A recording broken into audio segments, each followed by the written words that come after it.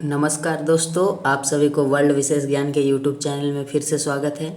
आज के इस वीडियो में हम आपके हिंदी के अगले पाठ नागरी लिपि का ऑब्जेक्टिव प्रश्न लेकर आए हैं, जो आपके आने वाले एग्ज़ाम की दृष्टि से अति महत्वपूर्ण है। और इससे पहले अगर आप लोग वीडियो नहीं देखें इससे पहले के पाठ के, तो आप लोग चैनल के प्लेलिस्ट सेक्शन में जा कर के सारे वीडियो को देख सकते हैं। उसमें कई महत्वपूर्ण प्रश्न को कराया गया है। चलिए आज के इस वीडियो को बिना देर किए स्टार्ट करते हैं। हमारा पहला प्रश्न है नागरी लिपि। नागरी लिपि शीर्षक पाठ साहित्य की कौन सी विधा है, अर्थात नागरी लिपि जो पाठ है वह क्या है। तो नागरी लिपि पाठ है वह एक क्या है, निबंध है। हमारे पास जो नागरी लिपि पाठ जो यह पाठ है वो क्या है, वह एक निबंध है। वह साक्षात्कार नहीं है, भाषण नहीं है और कहानी भी नहीं है, वह एक निबंध है। इसलिए right answer option number B हो जाएगा। चलिए नेक्स्ट प्रश्न की ओर बढ़ते हैं। प्रश्न संख्या 2, हिंदी भाषा की लिपि क्या है। तो हिंदी भाषा की लिपि क्या है, तो हिंदी भाषा की लिपि है देवनागरी। ये नागरी लिपि देवनागरी लिपि बिल्कुल सही हो जाएगा। इस पाठ में हम लोग लिपि और उससे जुड़ी उसके इतिहास और लिपि के कुछ प्रकार के बारे में अध्ययन करेंगे। इसलिए इस चैप्टर का नाम है नागरी लिपि और इसके लेखक कौन है, गुणाकार मूले। इसलिए इसमें सिर्फ किसके बारे में, लिपियों की चर्चा की जाएगी, इसके इतिहास के बारे में चर्चा की जाएगी और कुछ कृति के बारे में चर्चा की जाएगी। तो हिंदी भाषा की लिपि क्या है, तो देवनागरी लिपि। इसलिए ऑप्शन नंबर बी बिल्कुल करेक्ट हो जाएगा, देवनागरी लिपि। नेक्स्ट प्रश्न संख्या 3, दोहा कोश किनकी रचना है। दोहा कोश एक रचना है जो किनकी रचना है, शरहपाद की रचना है।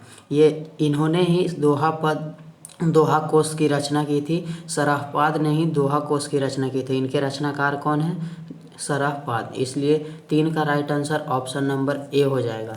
नेक्स्ट प्रश्न संख्या 4, नागरी लिपि के लेखक कौन है। नागरी लिपि ये हमारे चैप्टर का नाम है। नागरी लिपि के ये लेखक कौन है, गुणाकर मूले। मैंने पहले भी बता चुका था नागरी लिपि के लेखक कौन है, गुणाकर मूले। यह हमारा पाठ का नाम है नागरी लिपि, जिसमें लिपियों से संबंधित उनके प्रकार, उनके इतिहास और उनसे कुछ संबंधित रचनाओं का इसमें वर्णन किया गया है। और यह एक क्या है, निबंध है, जिसके लेखक कौन है, गुणाकार मूले। इसलिए right answer option number C, Gunakar Muley. Next प्रश्न संख्या 5, निबंध के लेखक कौन। यहाँ पे नागरी लिपि छूट गया, पहला ही क्वेश्चन रिपीट हो गया। नागरी लिपि के निबंध के निबंधकार कौन है या लेखक कौन है, तो गुणाकार मूले। इसका भी राइट आंसर ए हो जाएगा। नेक्स्ट प्रश्न संख्या 6, तमिल, मलयालम, तेलुगु, कन्नड़ भाषाएं हैं, अर्थात कहाँ की भाषाएं हैं। तमिल, मलयालम, तेलुगु, कन्नड़ कहाँ की भाषाएं हैं। तो देखिए तमिलनाडु, मेघालय, तेलुगु, कर्नाटक वगैरह, कन्नड़ कर्नाटक, ये हमारे दक्षिण भारत में है। भारत के दक्षिण है, साउथ की ओर है। इधर होता है नॉर्थ और नीचे होता है साउथ। तो ये सब राज्य हमारे साउथ में है और इसी सब राज्यों में ये सब भाषाएं बोले जाती है दक्षिण भारत में। तो इसलिए यह कहाँ की भाषाएं हो जाएगी, दक्षिण भारत की भाषाएं। साउथ में हम लोग इस सब भाषा का प्रयोग करते हैं, इसलिए दक्षिण Bharat. Right answer option number D हो जाएगी, ये सब भाषाएं दक्षिण भारत की हैं। नेक्स्ट प्रश्न संख्या 7, दक्षिण भारत की नागरी लिपि दक्षिण भारत की नागरी लिपि में कहलाती है। दक्षिण भारत नागरी लिपि में क्या कहलाती है, दक्षिण भारत की नागरी लिपि क्या कहलाती है। दक्षिण भारत की नागरी लिपि को हम लोग क्या कहते हैं। दक्षिण भारत में भी नागरी लिपि में प्रयोग होता है, लेकिन दक्षिण भारत के नागरी लिपि को हम लोग नंदी नागरी के नाम से जानते हैं। ठीक है, दक्षिण भारत के नागरी लिपि को हम लोग नंदी नागरी। दक्षिण भारत में जब हम लोग जाएंगे तो नागरी लिपि को ही हम लोग बोलते हैं क्या, नंदी नागरी। इसलिए right answer option number C हो जाएगा, दक्षिण भारत की नागरी लिपि को हम लोग नंदी नागरी कहते हैं। नेक्स्ट प्रश्न संख्या 8, 10वीं 11वीं सदी में किस रचना ने भारत और यूरोप के बीच व्यापार का संबंध बताया।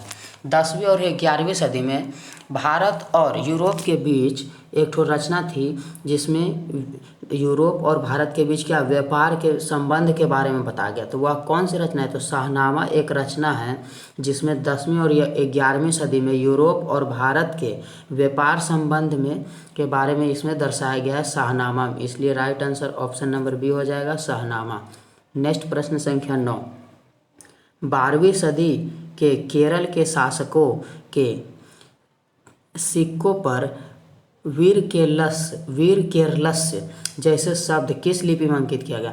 12वीं सदी में केरल के जो शासक थे, अर्थात केरल के वहाँ के जो राजा थे, वो अपने मुद्रा पे अर्थात सिक्का पर ही वीर केरलस्य जैसे शब्द को मतलब छपवाए थे। तो वह कौन से भाषा में छपवाए थे? तो वह देवनागरी भाषा में। ठीक है, देवनागरी भाषा में वीर केरलस्य नामक शब्द है जो सिक्का पर छपवाए थे, वीर केरलस्य। ठीक है, सिक्का पर वीर केरलस्य छपवाए थे, इसलिए right answer option number D. और कब छपवाए थे? तो 12वीं सदी में। 12वीं सदी मतलब 1200 कुछ ईस्वी में, 1200 कुछ ईस्वी में उसको बोलता है 12वीं सदी। ठीक, नेक्स्ट प्रश्न संख्या 10, ईसा की 14वीं से 15वीं सदी के विजयनगर के शासकों ने अपने लेखों की लिपि को क्या कहा है? 14वीं से 15वीं सदी में विजयनगर के जो शासक थे, वो विजयनगर के शासक अपने लेखों की लिपि को क्या कहते थे? तो अपने लेखों की लिपि को उन लोग क्या कहते थे? नंदी नागरी लिपि कहते थे। क्या कहते थे? नंदी नागरी। ठीक है, विजयनगर के जो शासक थे वो नंदी नागरी कहते थे 14वीं से 15वीं सदी तक, इसलिए right answer option number A हो जाएगा, नंदी नागरी। नेक्स्ट प्रश्न संख्या 11, हिंदी लिखी जाती है, अर्थात हिंदी किस लिपि में लिखी जाती है? तो हम लोग सभी जानते हैं हिंदी देवनागरी लिपि में लिखी जाती है।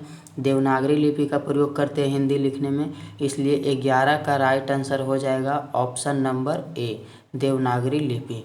चलिए नेक्स्ट प्रश्न संख्या हम लोग बढ़ते हैं 12, हिंदी के आदि कवि कौन है? हिंदी के आदि कवि मतलब प्राचीन या पुराने कवि बोल सकते हैं उसको, तो वो कौन है? सरहपाद है जो हिंदी के आदि कवि अर्थात प्राचीन कवि है, इसलिए right answer option number D हो जाएगा। नेक्स्ट प्रश्न संख्या 13, नागरी लिपि शीर्षक निबंध के निबंधकार कौन है? नागरी लिपि शीर्षक के निबंध के निबंधकार कौन है? यह एक निबंध है, इसके निबंधकार मतलब इसके रचनाकार कौन है? गुणाकर मूले, इसलिए 13 का right answer option number A. Next प्रश्न संख्या 14, सरहपाद की कितनी नहीं यहाँ कृति होनी चाहिए, इसको सुधार लेते हैं। सरहपाद की कृति कौन सी है? सरहपाद की कृति कौन सी है? तो वह कौन सी है? दोहा कोश की रचना किसने किए थे? सरहपाद ने। तो इसकी कृति कौन सा हो जाएगा? दोहा कोश, इसलिए 14 का right answer option number A हो जाएगा, दोहा कोश। नेक्स्ट प्रश्न संख्या 15, विजयनगर के राजाओं के लेखों की लिपि को क्या नाम दिया गया है? विजयनगर के राजा थे, उनके लेखों के जो लिपि थी उनका क्या नाम दिया गया है? तो उनको कौन सा नाम दिया है? नंदी नागरी लिपि। विजयनगर के राजाओं के जो लेख थे जो उसमें लिखे जाते थे वो कौन से लिपि में लिखे जाते थे? वो नंदी नागरी लिपि, इसलिए right answer option number C हो जाएगा। नेक्स्ट प्रश्न संख्या 16, उत्तर भारत से नागरी लिपि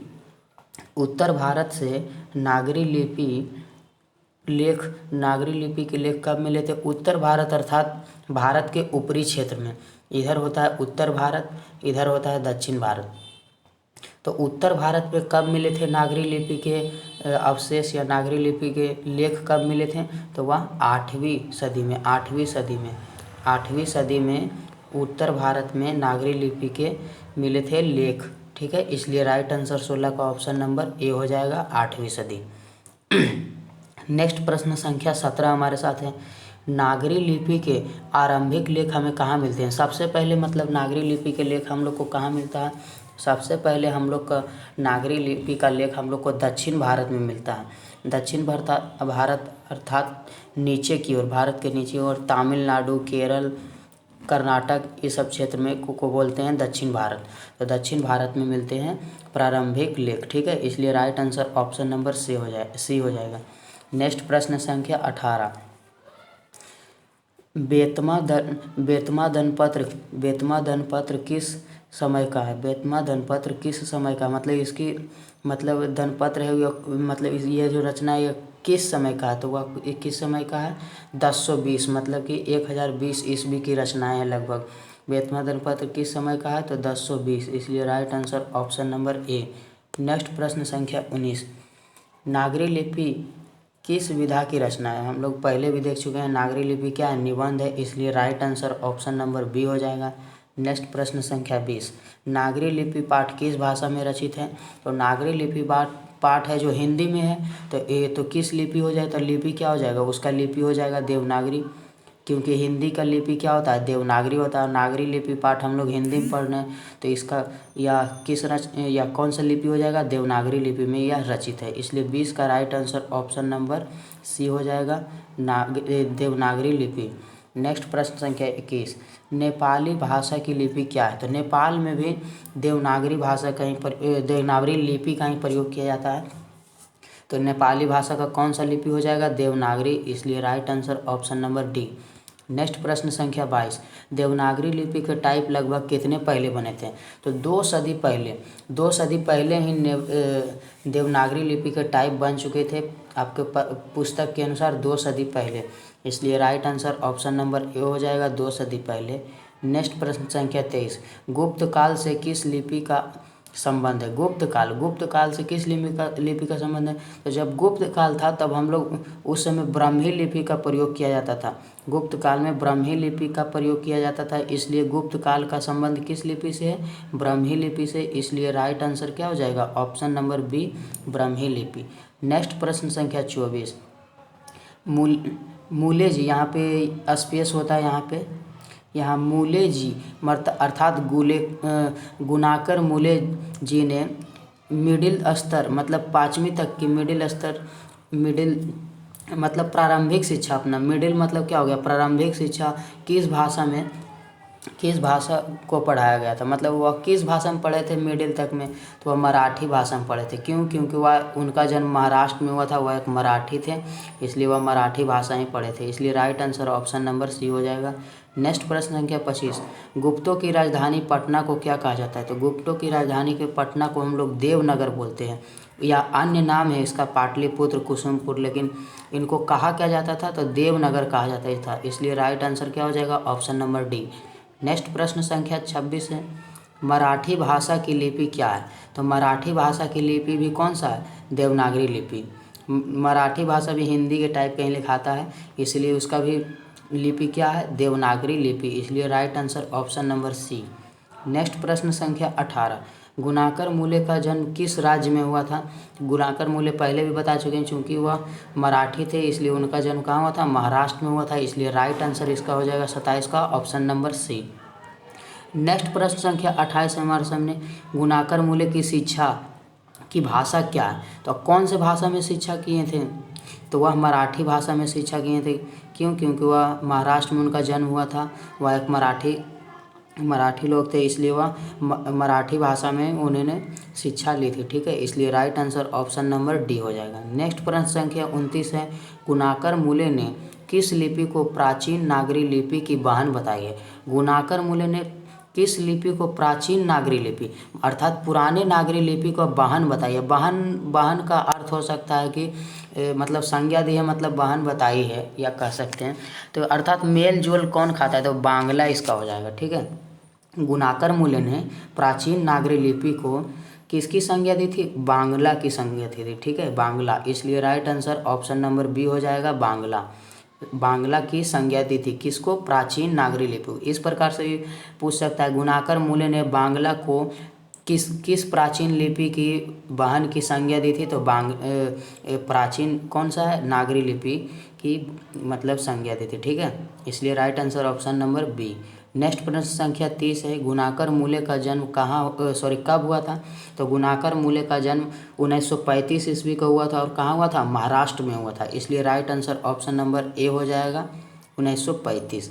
नेक्स्ट प्रश्न संख्या 31 है, नागरी लिपि शीर्षक पाठ किस पुस्तक से लिया गया? तो नागरी लिपि जो यह पाठ है या किस पुस्तक से लिया गया है?